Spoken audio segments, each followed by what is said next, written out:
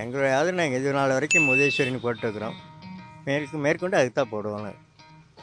உதயசூரியன். DMK தான். தலைவர் மு.க. ஸ்டாலினுடைய கட்சி திமுக தான் ஜெயிக்க போகுது. என்னுடைய ஆதரவு மு.க. ஸ்டாலின் டிஎம்கே. அதாவது நான் தமிழன்கிற முறையில் திமுக தான் அடுத்தது ஆட்சிக்கு வரணும். ஸ்டாலின் தான். இப்போதைக்கு எதுவும் முடிவு பண்ணல, பிரச்சாரம் ஸ்டார்ட் பண்ணட்டும். யார் யார் என்னென்ன கொள்கைக்கு சொல்கிறாங்கன்னு பார்த்துட்டு முடிவு பண்ணிக்கலான்னு இருக்கேன். வரக்கூடிய 2026 சட்டமன்ற தேர்தலில் வந்து என்னுடைய முழுமையான ஆதரவு வந்து திராவிட முன்னேற்ற கழகத்துக்கு. டிஎம்கேக்கு. என்னுடைய ஆதரவு பிஜேபி தான்.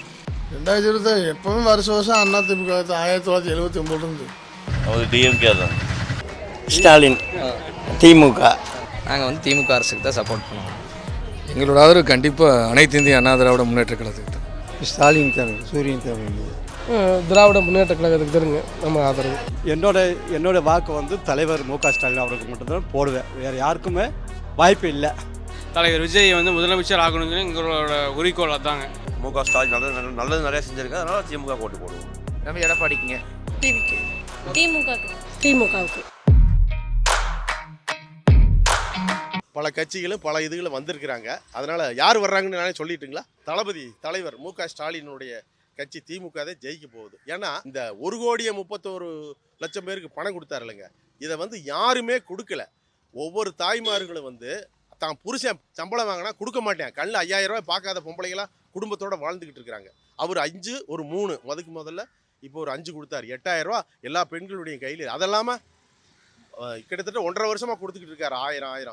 அப்போது அந்த பணம் வந்து அவங்களுக்கு வந்து உபயோகமாக இருக்குது. புருஷன் வந்து 50% புருஷன் என்ன பண்ணுறேன், அடித்து போட்டு பணத்தை பிடுங்கிட்டு போயிடுறேன். இது இவங்க கையில் இருக்குதுன்னு ஒரு மகிழ்ச்சி. யாரும் கொடுக்கறதில்ல பணம். மகனும் கொடுக்க மாட்டேன், அண்ணன் தம்பியும் கொடுக்க மாட்டானுங்க. 5,000 ஒட்டு மொத்தமாக கொடுக்க மாட்டேன். அது பெரிய பணக்காரன் வேணால் கொடுப்பேன். மத்திய தர மக்களாகட்டும், நல்லா சம்பாதிக்கிறவனாகட்டும் 5,000 ரூபா தரணும். மனைவிக்கோ மகளுக்கோ தங்கச்சிக்கோ 5,000 ரூபா மொத்தமாக யாருமே தரமாட்டாங்க. இவர் கொடுத்ததுனால பணம் வந்ததே வாழ்க்கையில் மெயின்.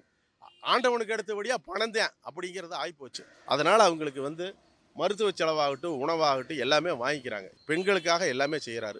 இலவச பஸ் பாஸ் கொடுத்துருக்காரு. மிகப்பெரிய ஒரு இது. எல்லோரும் ஈஸியாக போகிறாங்க வர்றாங்க. ஆஸ்பத்திரிக்கு போகவோ குடும்பத்தாரை பார்க்கவோ கொள்ளவோ எல்லாத்துக்கும் வந்து இது உறுதுணையாக இருக்குது. இப்போ காசு இல்லாமல் தைரியமாக போகலாம், பஸ்ஸில் போகலாம் வரலாம். எப்பேற்பட்ட இது. அதே மாதிரி இந்த தாராபுரத்தில் இப்போ வந்து 6 மாடி கொண்ட இது கவர்மெண்ட் அரசாங்க ஆஸ்பத்திரி மிக சிறப்பாக பண்ணியிருக்கிறாங்க. மிகப்பெரிய இது.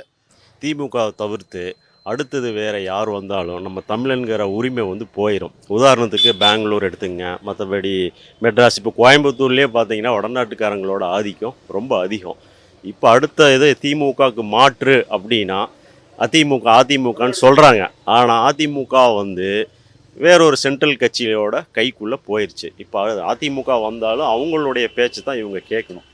உதாரணத்துக்கு போன இதில் வந்து ஒரு 2 போன கவர்மெண்ட்டுக்கு முன்னாடி கவர்மெண்ட்டில் ஃபஸ்ட்டு குரூப்பில் வந்து தமிழ் இருந்தது. டிஎம்கே ஆட்சி அப்போ ஃபஸ்ட்டு குரூப் தமிழ் தெரிஞ்சவங்களுக்கு தான் ஃபஸ்ட்டு குரூப்பில் வந்து எக்ஸாம் எழுதணும். அதை வந்து இந்த ஓபிஎஸ் குரூப் வந்தப்போ அதை எடுத்துகிட்டு ஜென்ரல் நாலேஜ் தெரிஞ்சால் போதும் அப்படின்னு சொல்லி சட்டத்தை கொண்டு வந்து நார்த் இந்தியன்ஸ் நிறையா ஃபஸ்ட்டு குரூப் எழுதி தமிழ்நாட்டுக்குள்ளே வந்துட்டாங்க. அதில் வந்து நம்ம தமிழர்களோட வேலையை வந்து நிறையா பறிச்சிட்டாங்க. திருப்பி திமுக வந்ததும் அதை எடுத்துட்டாங்க. தமிழர்களுக்கு முன்னுரிமை கொடுக்கறது திமுக தான். வேறு யார் வந்தாலும் பேச்சளவில் இருக்குமே ஒழிய அது வந்து சரியாக இருக்காது. என்ன காரணம்னா, நீங்கள் கிட்டத்தட்ட 50 ஆண்டு காலமான கோரிக்கையான தாராபுரத்தில் வந்து அரசு கலைக்கொள்ளையில் இந்த கிட்டத்தட்ட ஒரு 30-40 கிலோமீட்டர் சரௌண்டிங்லேருந்து பார்த்தீங்கன்னா, நீங்கள் கிராமத்துலேருந்து வரக்கூடிய குழந்தைகள் வந்து இங்கேருந்து உடனப்பேட்டை கோயம்புத்தூர் தான் போய் படிச்சுட்டு இருந்தாங்க அரசு கலைக்கல்லூரி. அது 50 ஆண்டு கால கோரிக்கை வந்து இப்போ நிறைவேற்றிருக்குது திமுக அரசு. அதுக்கப்புறம் நீங்கள் வந்து தரம் உயர்த்தப்பட்ட அரசு மருத்துவமனை இங்கேருந்தெல்லாம் கோயம்புத்தூர் போயிட்டு இருந்தாங்க, அது வந்திருக்குதுங்க. அதுக்கப்புறம் பார்த்தீங்கன்னா இங்கே 150 வருடங்களுக்கு மேலே வந்து நீங்கள் பதிவுத்துறை அலுவலகம் வந்துருந்தது. அது ரொம்ப ஒரு இடிபாடுகளுக்குள்ளே இருந்து ரொம்ப ஒரு சின்ன இடமா இருந்தது. அது வந்து அந்த இடத்த மாற்றி ஒரு புதுசாக வந்து ஒரு இடத்த அமைச்சு கொடுத்துருக்குறாங்க. அதுக்கப்புறம் பார்த்தீங்கன்னா நீங்கள் ஒரு 100 வருடங்களுக்கு மேலான நீங்கள் பஞ்சாயத்து யூனியன் ஆஃபீஸ் இருக்குது இல்லைங்களா, அந்த ஆஃபீஸ் வந்து அதுவுமே 150 வருடங்களுக்கு மேலே ஆயிடுச்சு. அது இன்றைக்கி வந்து புது இடத்துல கொண்டு போய் கட்டடங்கள் கொடுத்துருக்குறாங்க, நிறைய வளர்ச்சி திட்டங்கள் கொடுத்துருக்குறாங்க. தாராபுரத்தில் வந்து 30 வார்டுகளுக்கு மேலே கிட்டத்தட்ட ஒரு 70 கோடி ரூபாய்க்கு மேலே புதுசாக தார் சாலைகள் அமைச்சிருக்கிறாங்க. எல்லா பக்கம் இந்த ராஜ வாய்க்கால் வந்து 150 வருஷத்துக்கு மேலே ஆயிடுச்சு, 100 வருடங்களுக்கு மேலே ஆயிடுச்சு. அந்த 3 பாலங்கள் வந்து நீங்கள் ஒரு சைக்கிள் தான் போக முடியும், அதுக்கப்புறம் வண்டியே போக முடியாது. அதற்கு வந்து அமைச்சர் வந்து நடவடிக்கை எடுத்து அந்த வேலையை பண்ணிக்கிறாங்க. அதற்கு வந்து நீங்கள் வந்து மாண்புமிகு முதலமைச்சர் அவர்களும் மாண்புமிகு சின்னவர் வந்து உதயநிதி ஸ்டாலின் அவர்களும் அந்த நிதியை ஒதுக்கி இந்த மாதிரி பண்ணிக்கிறாங்க. ரெண்டாவது வந்து நீங்கள் பெண்களுக்கு நிறைய திட்டங்கள் கொடுத்துருக்குறாங்க, மாணவர்களுக்கு நிறைய திட்டங்கள் கொடுத்துருக்குறாங்க, முதியோர்களுக்கு நிறைய திட்டங்கள் கொடுத்துருக்குறாங்க. இந்த மாதிரி எண்ணற்ற திட்டங்களை செயல்படுத்தி வரக்கூடிய திராவிட முன்னேற்ற கழகம் தான் வரணுங்கிறது என்னுடைய ஆவல். ரெண்டாவது வந்து 2026 வந்து கிட்டத்தட்ட 200 இடங்களுக்கு மேலே வெற்றி வருங்கிறது என்னுடைய நம்பிக்கை. திராவிட முன்னேற்ற கழகம் பிஜேபி இருக்கிறனால தான் இந்துக்கள் வாழ முடியும். பிஜேபினா இந்துக்கள் வாழ முடியாது. இது நடக்கும். பிஜேபி இல்லை அப்படின்னா காங்கிரஸே இது வரைக்கும் ஆட்சி நடந்திருந்தா இந்தியா என்றைக்குமோ விற்றுட்டு போயிருப்பாங்க. காங்கிரஸ்காரன் வந்து சைனாக்காரன் விற்றுட்டு போயிருப்பாங்க. தாமரை இருக்கிற பிஜேபி இருக்கிறனால தான் இந்துக்கள் நடமாடிட்டு இருக்க முடியும். நல்லா யோசனை பண்ணி பாருங்க. காங்கிரஸ் இருக்கிற மாதிரி இருந்தால் இந்துக்கள் நடக்க முடியாது, நடமாட முடியாது. இதே பாகிஸ்தானாக பண்ணிவிடுவாங்க. இந்துக்கள் கோயிலில் முஸ்லீம் வந்து வர்றாங்க. அதே முஸ்லீம் தர்காவுக்கு இந்துக்கள் போக முடியுமா? விடமாட்டாங்க. அதே மாதிரி தான் எல்லாமே நடந்துட்டு வரும். நாட்டு நடப்பு பேப்பரில் போடுறது தான் நான் சொல்கிறேன். இப்போ கூட சண்டை நடந்தது கிருஷ்ணகிரியில் விநாயகர் கோயிலில் உள்ளே விடக்கூடாது, இது பண்ணக்கூடாதுன்னு. அது மாதிரி தான் தலைவர் கட்சி ஆரம்பித்த காலத்துலேருந்து 77 ஆரம்பித்தார், நான் 79 கட்சியில் ஜாயின் பண்ணேன். இதனாலவே அதிமுக தான். 2027 நிச்சயமாக வந்து திமுக வரக்கூடாது அப்படிங்கிறது என்னோட நோக்கம். இனி வேறு கட்சிகள் நல்லாட்சி வந்து அமைஞ்சு தமிழர் நல்லா இருக்கணும், அந்த நோக்கத்தை வேறு ஒன்றும் கிடையாது. நான் தமிழக அரசு வந்து ஒவ்வொரு நலத்திட்டங்கள்லையும் சரி, பணம் ஒதுக்குறதுலையும் சரி, ஒன்றிய அரசு வந்து ரொம்ப வஞ்சிக்குது, மிரட்டுது. அவங்களுடைய மிரட்டுக்கு யார் பணிகிறாங்களோ அவங்களுக்கு வந்து அவங்க வந்து ஃபண்டு ஒதுக்குறதாகட்டும், நிதி ஒதுக்குறதா எதாவது இருந்தாலும் செய்கிறாங்க.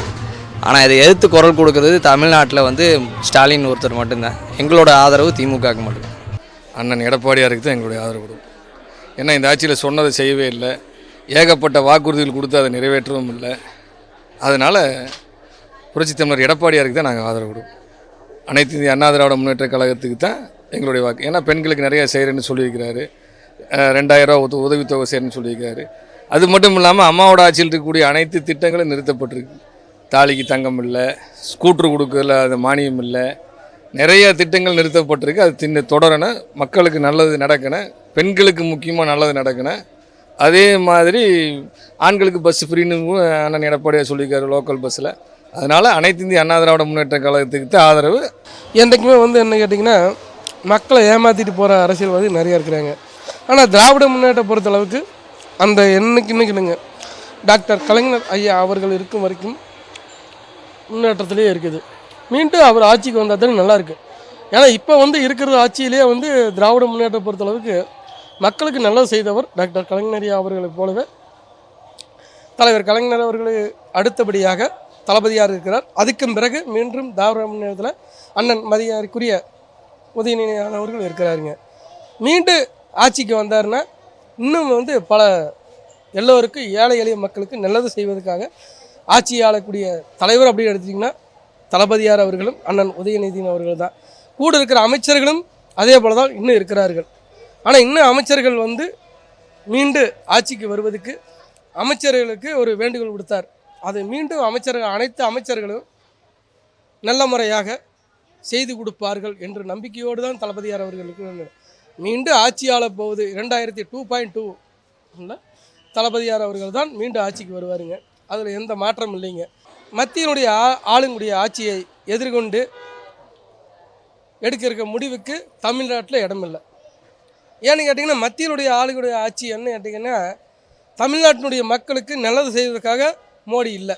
இப்போ இல்லை, ஆரம்பத்துலேருந்தே வந்து மோடி வந்து தமிழ்நாட்டில் பொறுத்தளவுக்கு மோடி இன்றைக்கி இல்லை, அன்னைக்கு இருந்தே இல்லை. இன்றைக்கி போட்டு நான் வந்து ஓட்டு செஞ்சு ஓடுன்னு சொல்கிறதெல்லாம் வேஸ்ட். ஏன்னு கேட்டிங்கன்னா, மத்தியினுடைய ஆளுனுடைய ஆட்சி தமிழ்நாட்டுக்கு நல்லது செய்யக்கூடிய ஆட்சியாக இருந்தால் என்றைக்கோ செஞ்சுருக்கலாம். ஆனால் அவங்க செய்வதற்கு தகுதி இல்லை. மீண்டும் தமிழ்நாட்டில் நீ என்ன கால் போட்டாலும் சரிங்க, எந்த கூட்டணி ஓட்டாலும் சரி, இந்த கூட்டணி இல்லை, நீ அடுத்து கூட்டணி எதிர்பார்த்துட்டு இருக்கிற கூட்டணிக்குமே வேலை இல்லை. ஏன்னு கேட்டிங்கன்னா, அந்த கூட்டணி உங்க கூட வரும்னு நினைக்க வேண்டாம். நீ எதுக்காக நீ எதிர்பார்க்குறீன்னு கேட்டால் வள்ளினே தூக்கி உள்ள ஓடுறக்கு ஐடியா பண்ணிட்ட, வந்தாலும் ஜெயிக்க போகிறதில்ல. அதில் எந்த மாற்றமும் இல்லைங்கிறது தமிழ்நாட்டு மக்கள் முடிவு பண்ணி வச்சுட்டாங்க. நாங்கள் 26 வந்து ஒரு மாற்றத்தை நோக்கி நாங்கள் போயிட்டுருக்குறோம். நமக்கு வந்து 2026 தமிழக வெற்றி பெற்று தலைவர் விஜய் வந்து முதலமைச்சர் ஆகணும்னு சொல்லி எங்களோட குறிக்கோள் அதாங்க. எங்கள் இலக்க தலைவர் விஜயை வந்து முதலமைச்சரை உட்கார வைக்கணும். அதுதான் எங்களோட, அதுக்காக நாங்கள் வந்து தமிழக வெற்றிக்காக வேலை செஞ்சுட்ருக்கோம். அது வந்து தமிழ்நாட்டில் வந்து முழுக்க முழுக்க வந்து விஜய்க்கு வந்து முழு ஆதரவு இருக்குதுங்க. எவ்வளோ ஒரு எதிர்ப்பு வந்தாலுமே விஜய்க்குன்னு சொல்லி ஒரு தனியாக வந்து ஒரு பயங்கர பேக்ரவுண்டு நல்ல ஆதரவு இருக்குங்க. உண்மையான ஆதரவு இதுதாங்க.